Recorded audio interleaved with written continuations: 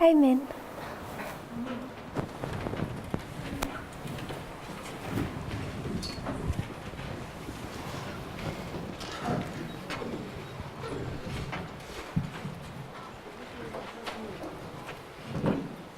I want to go back, take a moment to revise. Aș vrea pentru un moment să recapitulăm ce am văzut până acum. If we went back to Daniel 11 verse 40, Am mers înapoi la Daniel 11, versetul 40 we can just see how we're treating this verse. și ați văzut cum am studiat acest verset. We only did half of that process yesterday Doar jumătate din acel verset am studiat ieri before we jumped to considering the counterfeit of modern Babylon. și apoi am sărit la studiul despre contrafacerea pe care o putem să vedem în Babilonul modern. If we were to consider Daniel 11:40, Dacă studiem Daniel 11 cu 40, comes in two parts. vedem că acesta se împarte în două. Yesterday we only addressed part A, Ieri am vorbit doar despre prima parte, partea A. but last night Brother Aaron led us through part B, Dar seara trecută, fratele Aron a vorbit despre partea B so I want to include that in our compare and contrast. și vreau să includ acum și acea parte în acest studiu de comparare și contrast. I won't go through the quotes because we did that yesterday. Nu vom mai parcurge toate citatele pentru că le-am parcurs ieri, But you have an ongoing war dar am văzut că există un război care era în curs between the king of the north and the king of the south. între împăratul de nord și împăratul de sud. This culminates in 1798 Și acest război culminează în anul 1798 with the deadly wound. cu rana de moarte.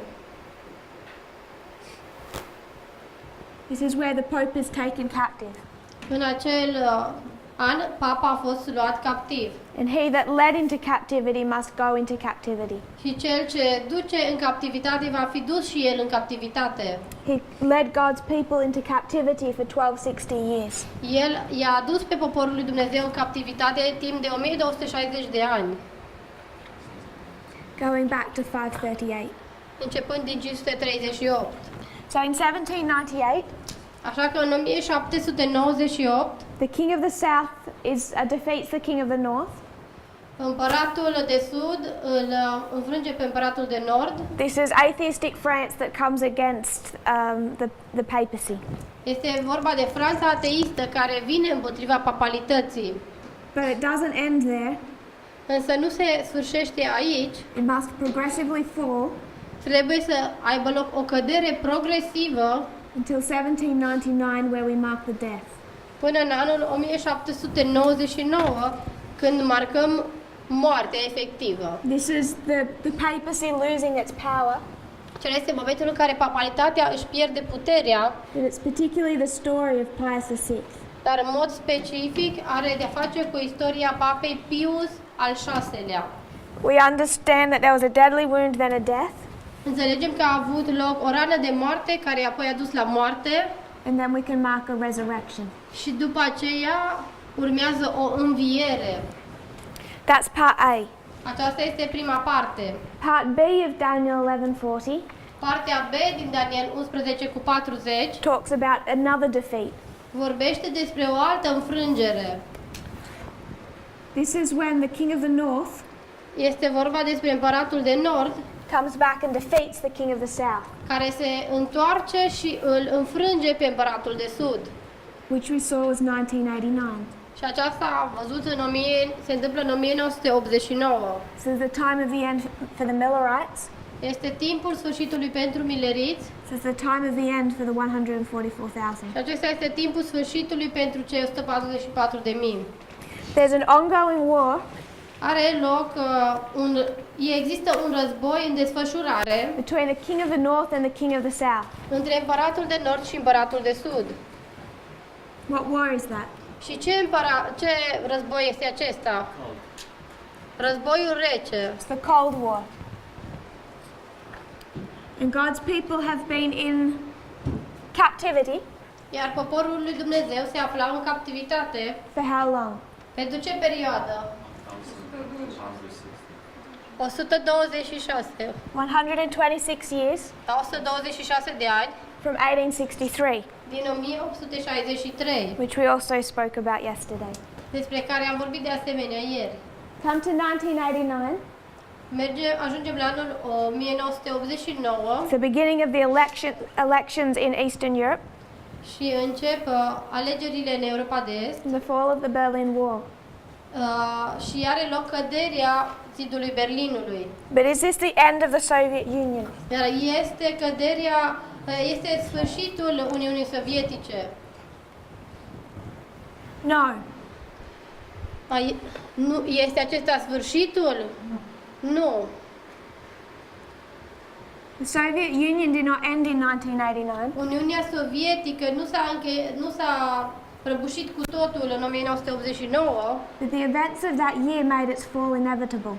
însă evenimentele care au avut loc în acel an au făcut ca căderea ei să fie inevitabilă. Progressively fell till 1991. Și astfel vedem că a avut loc o cădere progresivă până în 1991. This is the story of a king and a kingdom. Este istoria unei împărății și a unui împărat. The papacy, Pius VI. Pentru papalitate a fost vorba de Papa Pius al VI-lea. This is the story of the Soviet Union and Gorbachev. Dar aceasta este istoria Uniunii Sovietice și a lui Gorbaciov.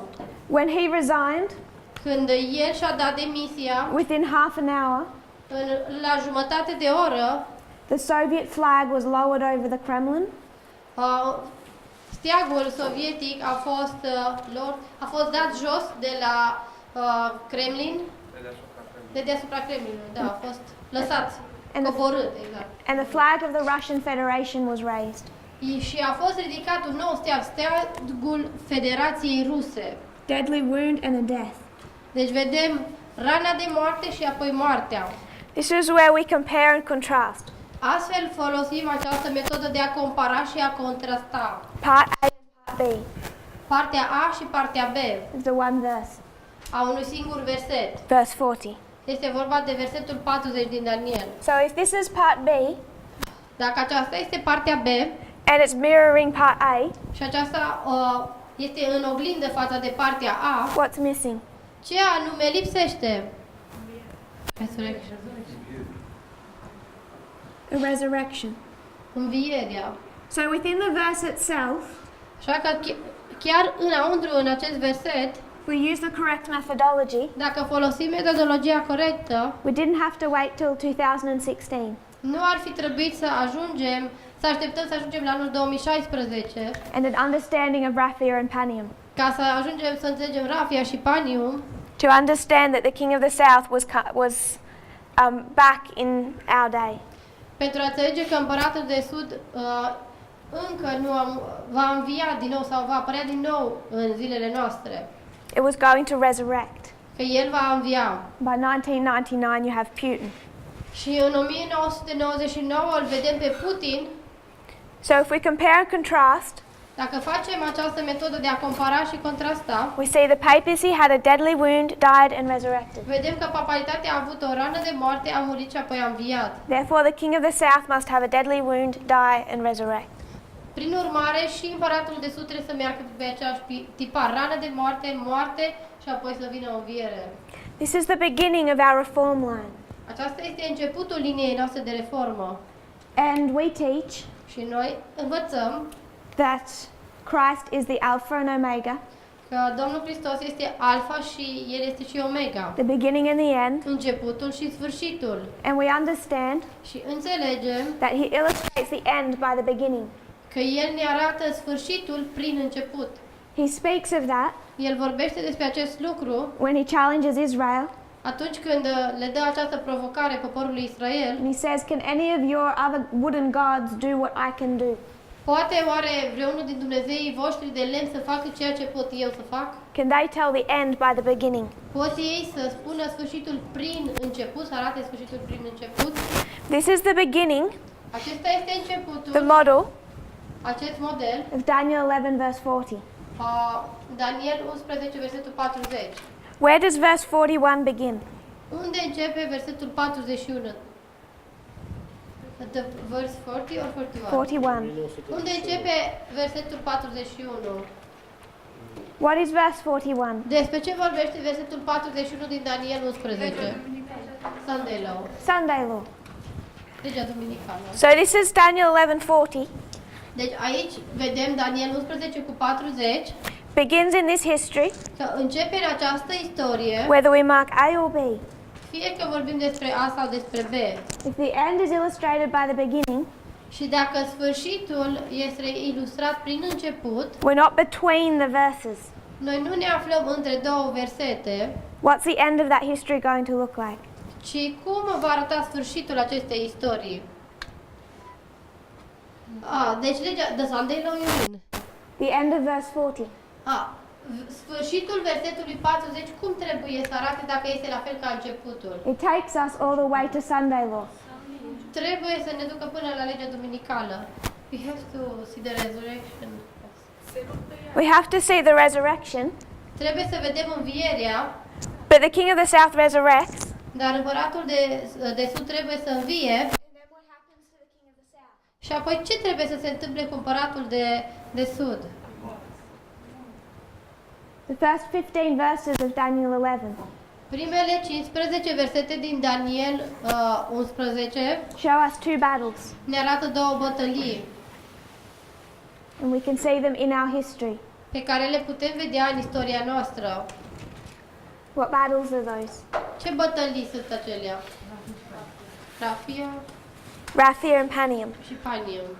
So, Daniel 11:40, Deci Daniel 11 cu 40, part B, partea B, takes us all the way from 1989 to the Sunday law.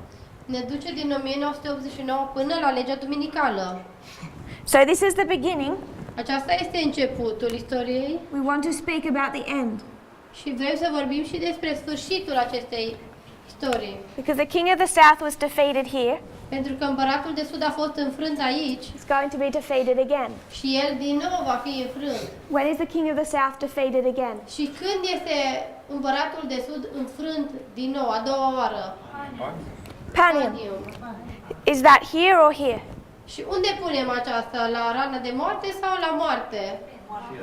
The death. It's here? Then where's the deadly wound? Dar dacă e acolo, atunci acum se strică tiparul. Unde este rana de moarte? Deci prima dată trebuie să fie rana de moarte. Are we all okay that Panium is here? Putem să vedem cu toții că Panium trebuie să fie acolo la rana de moarte? Da. So this is Panium. Dar nu trebuie să primească înainte o rană de moarte?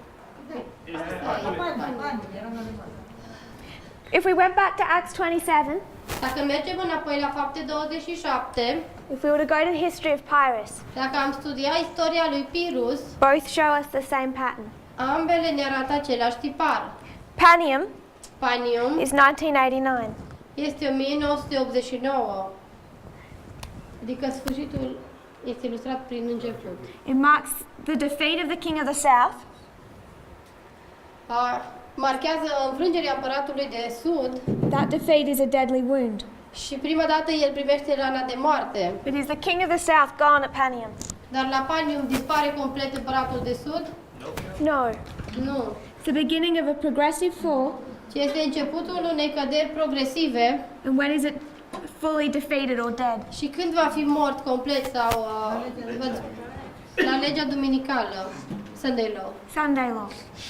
So this marks the progressive fall of the king of the south. Aceasta marchează căderea progresivă a împăratului de sud. And all of this Și toată aceasta is encased in verse 40. face încă parte din versetul 40.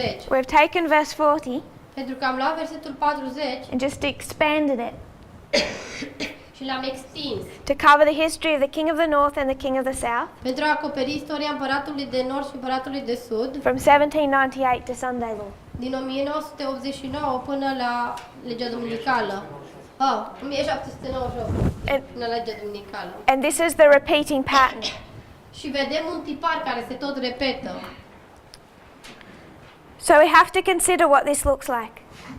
Deci trebuie să analizăm cum arată aceste lucruri. We know in this movement În această mișcare știm we take 1989 că luăm anul 1989 and make it a symbol of raffia.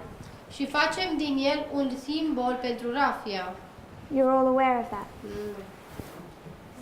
Ați știut de simbolul 1989 să fie simbol pentru rafia? Why do we do that? We don't know. De ce facem lucrul acesta? We take 1989, Pentru că luăm anul 1989, we mark 30 years, marcăm 30 de ani, takes us to 2019. care ne duce în 2019. That's the story of a priest. Este istoria preoților. 30 years of training, 30 de ani de antrenament, birth to baptism. de la naștere până la botez. So we take 1989 Și acolo am anul 1989 and are we applying it to 2019 or Panium? și îl putem aplica la 2019 sau la Panium. Pentru că sfârșit, because of the end and the beginning, no? That is the same principle. What is this a story of? A cui este această istorie? Christ. This is a story of a priest. But a symbol Este can istoria have preoților, da? a symbol can have more than one meaning. Un simbol poate să aibă mai mult decât o singură însemnătate. If you want to talk about the king of the north and the king of the south, Dacă vrem să vorbim despre împăratul de nord și împăratul de sud, 1989 is not a symbol of raffia. 1989 nu este un simbol pentru rafia, It's a symbol of Panium, este un simbol pentru Panium, because this is a deadly wound of the king of the south. pentru că simbolizează rana de moarte a împăratului de sud. You could call this, if we had time to go through the story of Pyrrhus, Dacă am avea timp să parcurgem istoria lui Pyrrhus, this is Beneventum, este vorba de bătălia de la Beneventum, this is Argos. aici este bătălia de la Argos. Pyrrhus is killed, Pyrrhus este ucis the south is defeated și sudul este înfrânt completely, complet and Argos și Argos we saw represented harvest. am văzut că reprezintă secerișul. So I wanted to compare and contrast part A and part B. Am văzut să vedem cum arată o comparare și o contrastare a parții A versetului cu partea B a versetului. But we can also see this pattern Dar de asemenea putem vedea acest tipar, takes us all the way to verse că 41, acest tipar ne duce până la versetul 41, because it covers the history of Panium to Sunday law. pentru că acoperă inclusiv istoria de la Panium până la legea duminicală. In Acts 27, În Fapte 27, there's a sea in here. there is A sea. a sea. A sea. Sea, a mare, sorry. Okay. Deci este o mare acolo. What sea was that? Ce mare era vorba? This is the sea of Cilicia and Pamphylia. Da, era Marea Cilicei și a Pamfiliei. And what's coming up here? Și ce urmează după aceea? And going down. Ce anume, ceva se ridică și ceva coboară. Statele Unite și Națiunile Unite. The United States and the UN. The United States is going down. Statele Unite coboară. The sixth head of Bible prophecy Al șaselea cap al profeției biblice. that ends at Sunday law. Și acesta are sfârșitul la legea duminicală. The seventh is coming up Iar al șaptelea se ridică. that we tend to define as the UN. Pe acesta tindem să-l definim ca fiind Națiunile Unite. If we want to know what this looks like, Și dacă vrem să știm cum arată acesta, we should go back to 1989 to 91. ar trebui să revedem istoria de la 1989 la 1991. Because this story Pentru că această istorie is the same, toate acestea arată aceeași istorie going to be repeated. și toate se vor repeta. If we were to talk about Panium, Dacă ar trebui să vorbim despre Panium, we see it as the defeat of the king of the south. vedem că este înfrângerea împăratului de sud. When we came into this history, Când ajungem la această istorie, just like we did here, așa cum am făcut și aici, we had a problem seeing that the king of the south was dead. ne-a fost dificil să spunem că împăratul de sud a fost mort. Because Russia continues through this history. Pentru că Rusia a continuat să existe pe parcursul istoriei care a urmat. So what did we say? Așa că ce am spus? What we said Ceea ce am spus a fost was that the king of the south was not actually really defeated. a fost faptul că împăratul de sud nu a fost cu totul înfrânt, It pretended to die. ci doar a pretins că a murit Really, it just went underground. și de fapt doar a mers în în subteran, da, cumva s-a ascuns la subteran. But if we compare and contrast, Dacă facem comparare și contrast, this is a death and this is a death. și aici avem o moarte și dincolo avem o moarte. And this is a death. Și din nou vedem o moarte. And if we want to understand what this looks like, Și dacă vrem să înțelegem cum va arăta aceasta, we need to know what the first two look like. trebuie să ne dăm seama cum au fost primele două. I think we make a mistake Cred că facem o greșeală when we go into Bible verses când mergem la versete din Biblie and we interpret them și le interpretăm without knowing the historical context. fără să cunoaștem bine contextul istoric. Because people went into this history, Pentru că unii oameni au intrat în această istorie 1989 to 91. din 1989 la 1991 They said the king of the south was not properly defeated și au spus că împăratul de sud nu a fost cu adevărat învins, because Russia remained. pentru că Rusia a rămas. And they said that's okay Și a spus, ok, este în regulă, because it's going to be defeated here. pentru că va fi învins cu totul aici, Panium. la Panium. And then the job will be done properly. Și atunci va fi treaba făcută cu totul, cu adevărat. And we're saying this is not going to look like this. Și îi spuneau că aceasta nu va fi ca cea dinainte, Now it will be properly killed. ci acum va fi moartea completă. And we used the first 15 verses of Daniel 11 to demonstrate that. Și am folosit primele 15 din Daniel 11 pentru a demonstra lucrul acesta. What we didn't do Însă ceea ce nu am făcut is go into those first 15 verses a fost să mergem la acele prime 15 versete and understand the historical context. și să înțelegem bine contextul istoric.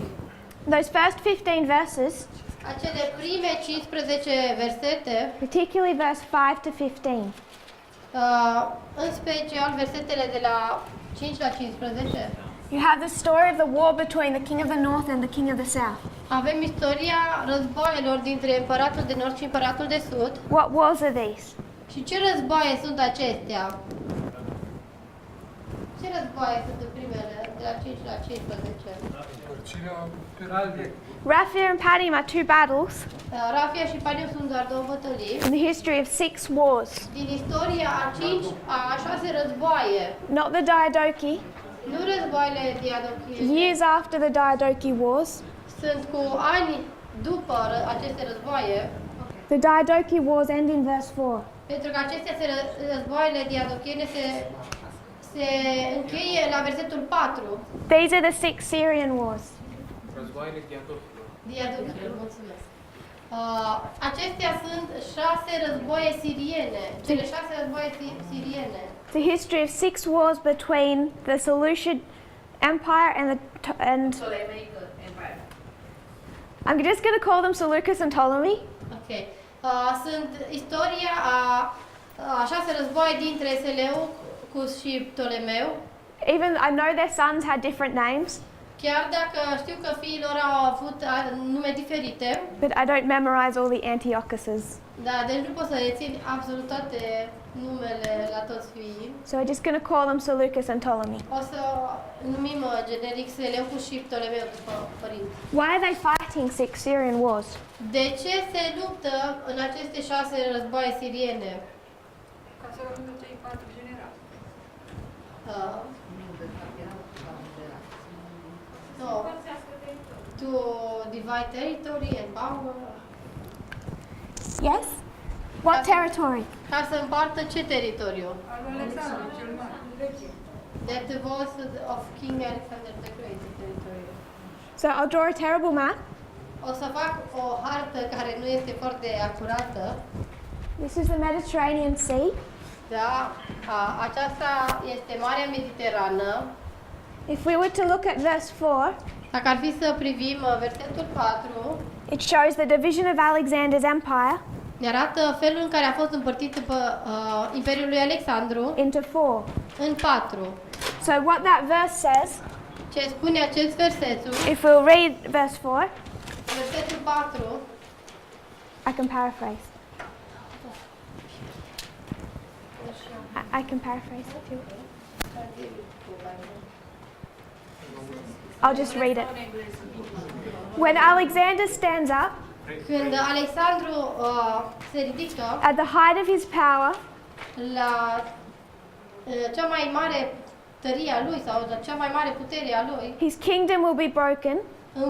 împărăția sa va fi frântă It won't go to his children, și nu va fi dată copiilor săi, but it's going to be divided between 4 generals. ci se va împărți între 4 generali. Alexander died in 301. Și Alexandru a murit în Sorry, no, 323. Anul 323. This is the death of Alexander. Aceasta este moartea lui Alexandru. When was the kingdom divided into 4? Când a fost împărțită împărăția în 4? 22 years later. 22 years later. 22 de ani mai târziu.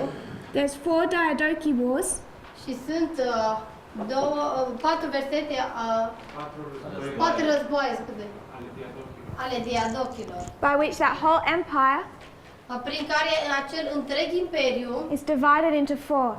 se împarte în 4 părți. Our 4 famous generals, Acei 4 faimoși generali, 2 of which are Seleucus and dintre Ptolemy. care 2 sunt Seleucus și Ptolemeu. How long was it divided into 4? Cât timp a durat această perioadă în care a fost în 4? I want to make the point, Aș vrea să subliniez o idee. it's divided into 5 Este că a fost de fapt împărțit în 5 for about 15 years. timp de 15 ani. How long is it divided into 4? Dar cât timp a durat perioada în care a fost împărțită exact în 4? About 3 years. Cam doar 3 ani. And then Cassandra dies. Și apoi Casandru moare. So verse 4 of Daniel 11, Așa că versetul 4 din Daniel 11, like verse 40, ca și versetul 40, is condensing a lot of history. condensează o foarte mare perioadă istorică. We're living in verse 40 Noi trăim în versetul 40 between 1798 and the Sunday law, între anul 1798 și legea duminicală. which is why this verse continues to grow and grow. De aceea acest verset parcă continuă să crească și să crească tot mai mult. You could live in verse 4 of Daniel 11 Ai putea trăi în timpul versetului 4 din Daniel 11, in these years în acești ani, and watch them grow and grow, și să vedem la ei cum a tot crescut acea perioadă. because he skips a lot of history. Pentru că sare peste foarte multă istorie. And the history that he does pick up, Și istoria pe care totuși o marchează, and not even necessarily the major events, nici măcar nu par să fie în mod necesar evenimentele majore. this 5th general Acest al 5-lea general, that these 4 were trying to defeat pe care aceștia 4 încercau să-l înfrângă, is Antigonus. era Antigonus. So, for many years, Timp de mulți ani, Alexander's empire Imperiul lui Alexandru were divided between our 4 generals and Antigonus a fost împărțit între cei 4 generali și Antigonus, as the 5th. ca fiind al 5-lea. And all of that ended at the Battle of Ipsus, Și toate acestea s-au sfârșit la bătălia de la Ipsos, where our 4 famous generals când acești 4 generali defeated him and killed him. l-au înfrânt pe Antigonus și l-au ucis. So verse 4 of Daniel 11, Așa că versetul 4 din Daniel 11, when it talks about being divided into 4, când vorbește despre împărăția care este divizată la cei 4, is telling us the story of Ipsus. ne spune de fapt istoria de la Ipsos. That's where it's divided into the 4 winds. Acolo, Ipsus. Ok. Acolo este punctul în care s-a divizat între cei 4. So to defeat Antigonus, Pentru a-l înfrânge pe Antigonus, these 4 were in an alliance. aceștia 4 fac o alianță. And the 2 that were particularly close Și doi dintre ei care erau în mod special mai apropiați was Seleucus and Ptolemy. erau Seleucus și Ptolemeu. They were quite close, Ei erau destul de apropiați. which tells you something about the king of the north and the king of the south today. Lucru care ar trebui să ne învețe ceva despre împăratul de nord și împăratul de sud de azi. Before they fight, they're friends. Înainte ca să se lupte unul cu celălalt, ei sunt prieteni. So at the Battle of Ipsus, Deci bătălia de la Ipsus it's not Alexander's empire that's divided between the four. nu este Imperiul lui Alexandru care dintr-o dată s-a împărțit la cei patru, It's actually Antigonus. ci este o luptă cu Antigonus. If we went back to those historical events, Dacă mergem înapoi la cele evenimente istorice, Antigonus was extremely powerful, Antigonus a fost foarte, foarte puternic. which is why it took all four united to finally defeat him. De aceea a fost nevoie de toți cei patru ca să se unească ca în final să poată înfrânge. And that was only because of 500 war elephants. Și asta au reușit doar cu cei 500 de elefanți de război pe care i-au folosit, That Seleucus brought. pe care Seleucus i-a adus. So in 301 there's the Battle of Ipsus. Așa că în anul 301 avem bătălia de la Ipsus, It's up here somewhere. este undeva aici.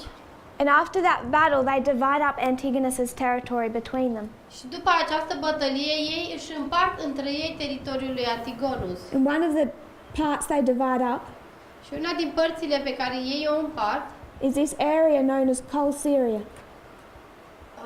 este această Cele Sirii. Cele Siria. Este acest teritoriu numit Cele Siria. Down here is Ptolemy's empire. Aici jos avem Imperiul lui Ptolemeu Up here is Seleucus. și acolo sus îl avem pe Seleucus. And remember, at this point they're friends. Și aduceți-vă aminte că încă în acest moment ei sunt prieteni. But Ptolemy had a historical record of ownership of this place. Dar Ptolemeu avea o istorie, în istoricul său, faptul că el a mai stăpânit cândva acel teritoriu. But at Ipsus, Dar la Ipsus, Cassander and Lysimachus give Col Syria to Seleucus. Casandru și Lisimac, așa e? Lisimac, au dat acel teritoriu lui Seleucus și nu lui. So Seleucus is given Col Syria, Așa că lui Seleucus este dat acest teritoriu, Cele Siria, area that had been under Ptolemy's sphere of influence. această teritoriu care în trecut fusese sub influența lui Ptolemeu. So before Seleucus can come and take control of that area, Așa că înainte ca Seleucus să poate să preia efectiv controlul asupra acelui teritoriu, Ptolemy marches up and takes it for himself, Ptolemeu merge și îl ia de fapt pentru el, making sure that Seleucus won't have Col Syria. ca să se asigure că Seleucus nu va avea nici de cum Cele Siria. They're still friends, Ei încă sunt prieteni and Seleucus lets him have it, și Seleucus îi dă voie să ia acel teritoriu, but Seleucus dies, dar Seleucus moare, his son becomes king, fiul său devine împărat and his son wants it back. și fiul său dorește înapoi să ia acel teritoriu. And verse 5 to 15 Și versetele de la 5 la 15 is the story of the king of the north and the king of the south, este istoria împăratului de nord și împăratului de sud, fighting over Col Syria. care se luptă pentru Cele Siria. In those wars, În acele războaie, Seleucus did not want Egypt, Seleucus nu dorea Egiptul Ptolemy did not want Babylon. și Ptolemeu nu dorea Babilonul. That's not what they're fighting over. Nu pentru aceasta se luptau. At the end of the fourth, La sfârșitul celui de-al patrulea război, they fight the Battle of Raphia. are loc bătălia de la Rafia At the end of the fifth is the Battle of Panium. și sfârșitul acelui de-al cincilea război sirian este bătălia de la Panium. This Panium. Acesta este Panium. And in this history, Și în această istorie, in any of those Syrian wars, în oricare din aceste războaie siriene, did Seleucus take Egypt? a cucerit vreodată Seleucus Egiptul? Nu. No. So when we come to this history Deci când venim la această istorie and we say that he wasn't properly defeated, Și spunem că nu a fost cu adevărat înfrânt sau în mod corect. Because the United States didn't take Russia. Pentru că Statele Unite nu au cucerit cu totul Rusia. We say that's okay Spunem, da, este în regulă. because we'll take Russia in this history. Pentru că va veni această istorie și aici va cuceri în definitiv Rusia. But the very verses we use to say that Dar chiar versetele pe care le folosim pentru a spune asta show us they're not fighting over each other's territory, ne învață că ele de fapt nu se luptă pentru a cuceri efectiv teritoriul una celelalte. of Babylon and Egypt. Când este vorba de Babilon sau Egipt. And at no point in those Syrian wars Și nici într-unul deci niciodată în acele războaie siriene did Seleucus take Egypt, nu a cucerit Seleucus Egiptul, not at Panium and not after, nici la Panium și nici după aceea. because he doesn't want Egypt. Pentru că nu Egiptul l-a interesat pe el. So this history, Așa că această istorie, if we follow Daniel 11, dacă urmăm Daniel 11, whether verse 40 or the first 15 verses, fie că este vorba de versetul 40, fie că este vorba de primele 15, they're in agreement acestea sunt în acord unul cu celălalt. about what death looks like. Legat de cum anume arată moartea. What happened to to the papacy in 1799? Ce s-a întâmplat cu papalitatea în anul 1799? In this history. În această istorie. That? And what did that look like? Dar cum a arătat? Efectiv. Was there no papacy and was there no pope? N-a mai existat papalitate și papă? De No. influență. No influence. Deci influența lor a fost restrânsă. It lost its power and authority. Și a pierdut puterea și autoritatea. We come down here. Deci când vom veni aici în această istorie, Russia lost its power and its authority. din nou vedem că Rusia și-a pierdut puterea și autoritatea. And both of those define what a deadly wound and a death looks like. Și ambele ne învață despre cum arată o rană de moarte și o moarte. We go to the history of World War II. Când mergem în istoria celui de-al doilea război mondial, And you can go to the history of Pyrrhus. sau la istoria lui Pyrrhus, And you find that they're fighting over spheres of influence. veți vedea că totdeauna există o luptă pentru sfere de influență. Whole Syria is a sphere of influence. Siria este o zonă de influență, o sferă de influență. Which is why, De aceea, when we watch the United States and Russia today, când urmărim Statele Unite și Rusia azi, the conflict is less in their own countries. conflictul dintre ele nu prea are loc efectiv pe teritoriul uneia sau alteia, It's about other countries. ci întotdeauna este vorba de alte țări. You can divide the world into two parts. Și putem împărți lumea în două părți. You can talk about Venezuela, Putem vorbi despre Împăratul de Nord și Împăratul de Sud, despre Venezuela, Ukraine, Ucraina, Iran, Iran, Syria, Siria all of these different countries. și toate aceste țări diferite. Qatar, Qatar, Turkey. Turcia. They are divided between Russia and the United States. Și fiecare sunt împărțite între Rusia și Statele Unite, North Korea, Coreea de Nord, China, China, even those that feel powerful enough chiar și acele țări care se simt suficient de puternice and confident enough și suficient de încrezătoare to play one side off against the other. pentru a sta de o parte împotriva alteia. What do you mean to play neutral or?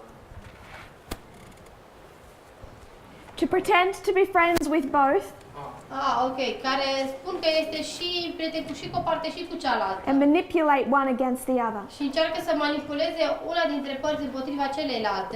Right now, that's Saudi Arabia. Cam așa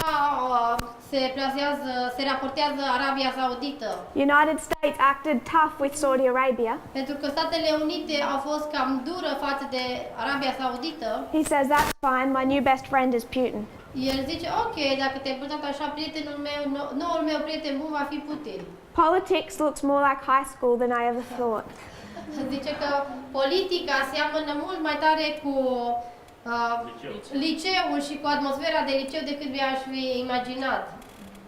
There's a G20 photo, Este o poză de la întâlnirea G20, așa? Summitul G20. and you can see Vladimir Putin greeting the Crown Prince of Saudi Arabia.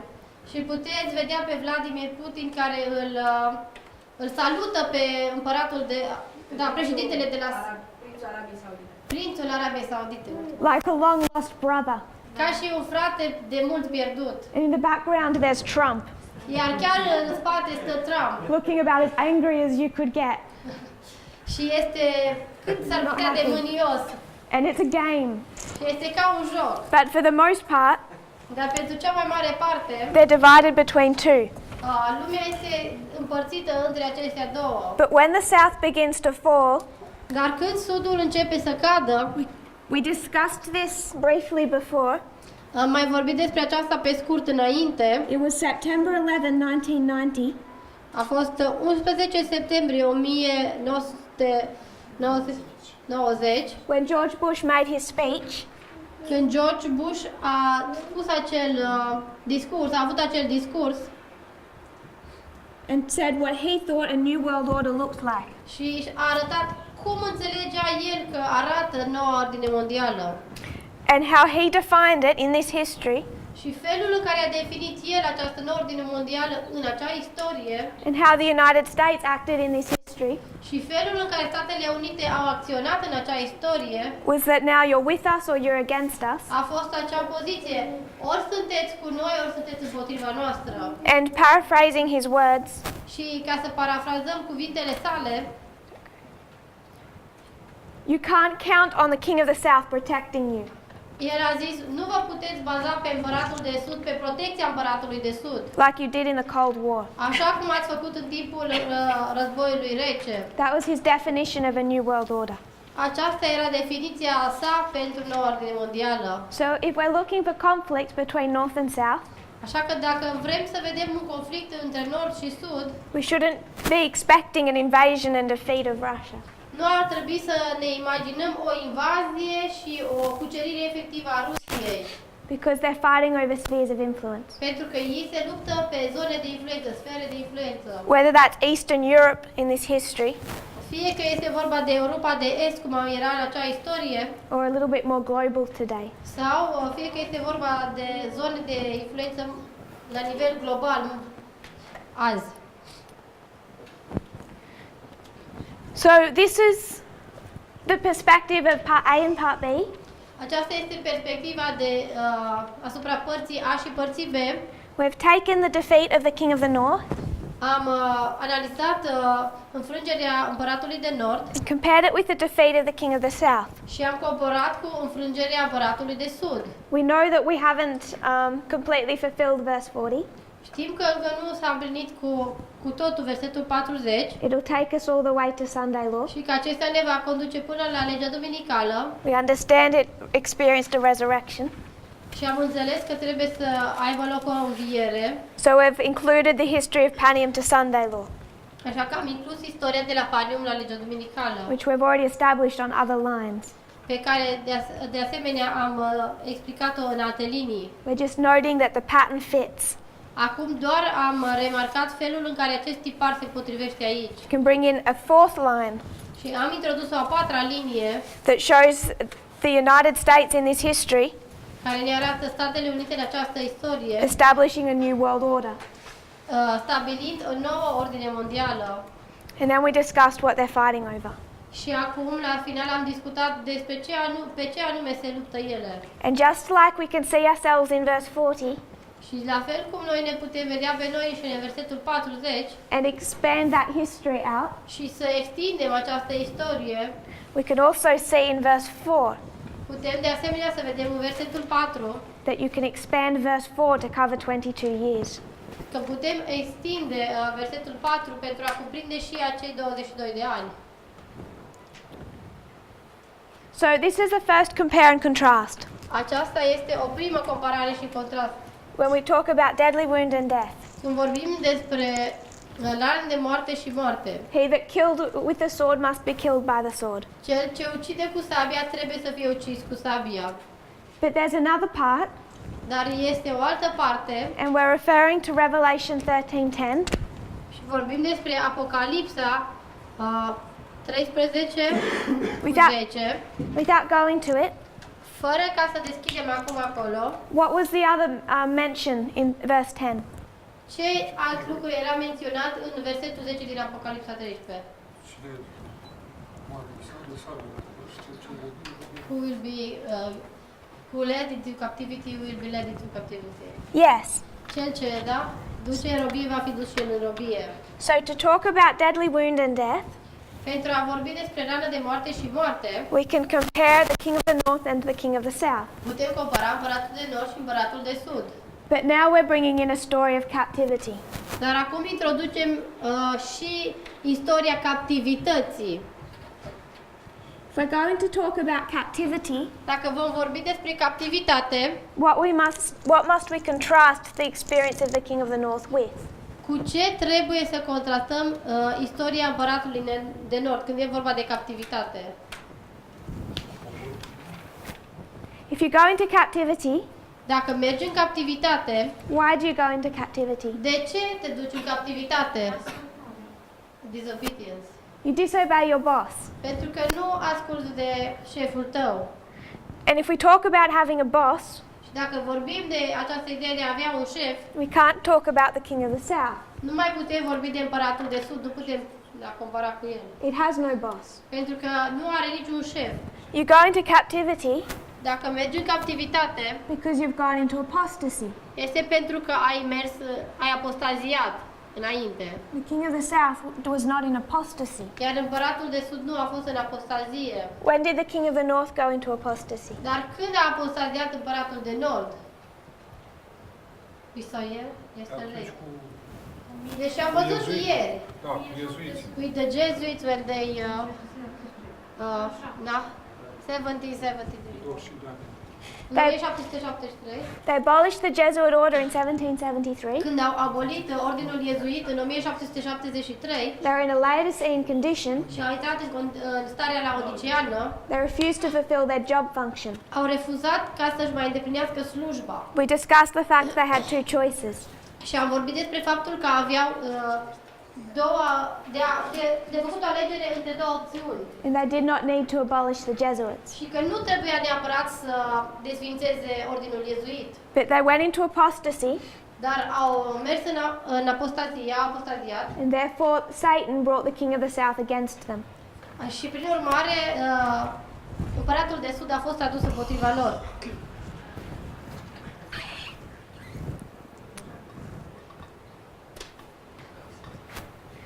It's the same thing you would expect it when you looked at ancient Israel. Este același lucru pe care poți să-l aștepți atunci când privești la Israel. They went into apostasy. Israelul antic. They went into apostasy, Și ei au apostaziat, so God brought the king of the north. așa că Dumnezeu a adus pe împăratul de nord. If we're going to talk about apostasy and captivity, Dacă vom vorbi despre apostazie și captivitate, this compare and contrast won't do. această comparare și contrastare nu mai putem să folosim aceiași. We can't talk about the king of the south to talk about captivity.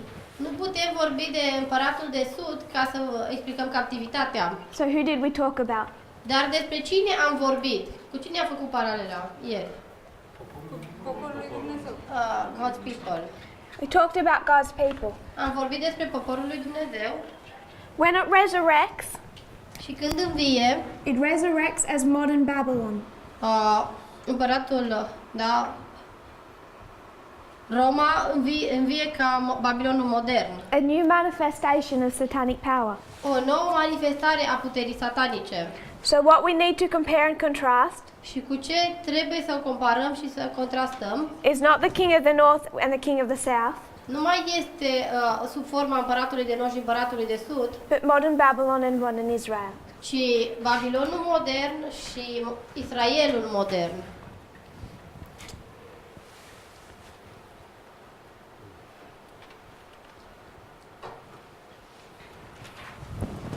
And what was required Și ce anume era necesar to bring modern Israel out of captivity pentru a a scoate din robie, din captivitatea Israelul modern in 1798. în 1798. A message. The three-step prophetic testing Da, message. o solie profetică de testare în 3 pași. This is the history of the three angels' messages. Și este istoria celor 3 solii îngerești.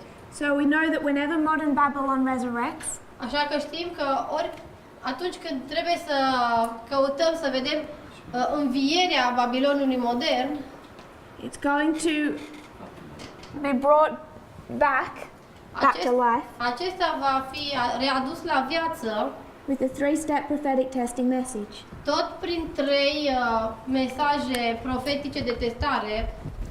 Deci tot printr-un mesaj profetic de testare 3 pași. We recognize that was the message of Fatima.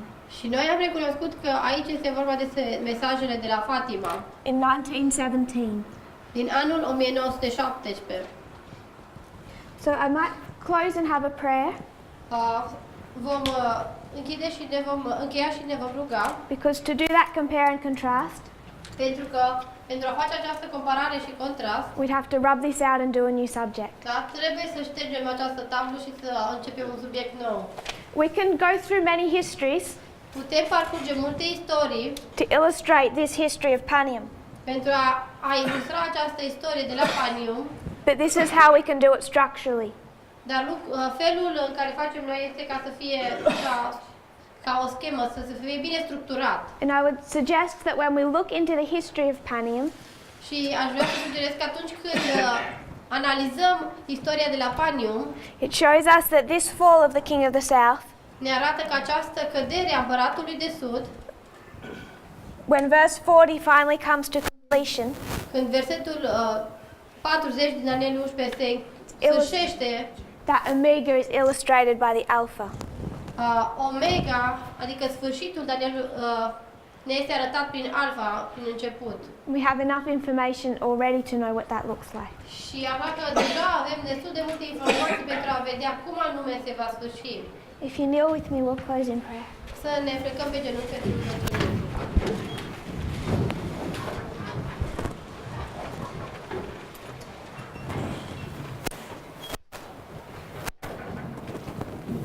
Dear Father in heaven, Tatăl nostru drag din cer, thank you for our blessings. îți mulțumim pentru binecuvântările tale. Thank you that you educate your people, Îți mulțumim că tu vrei să ne înveți, să ne instruiești, that you want us to understand că tu dorești ca noi să înțelegem what is happening around us ceea ce se petrece în jurul nostru and what has been happening within the great controversy și ceea ce se întâmplă de fapt în marea luptă in the last 200 years. din ultimii 200 de ani. You say you do nothing Tu spui că nu vrei să faci nimic without telling your servants. fără ca să descoperi servitorilor tăi. I pray that we will be faithful servants Mă rog ca noi să fim slujitori credincioși, and like the disciples in the upper room, asemenea ucenicilor din camera de sus. we will be open to hearing your parables. Ajută-ne să fim deschiși pentru a înțelege parabolele tale. In Jesus' name I pray. În numele Domnului Hristos te-am rugat. Amen. Amin.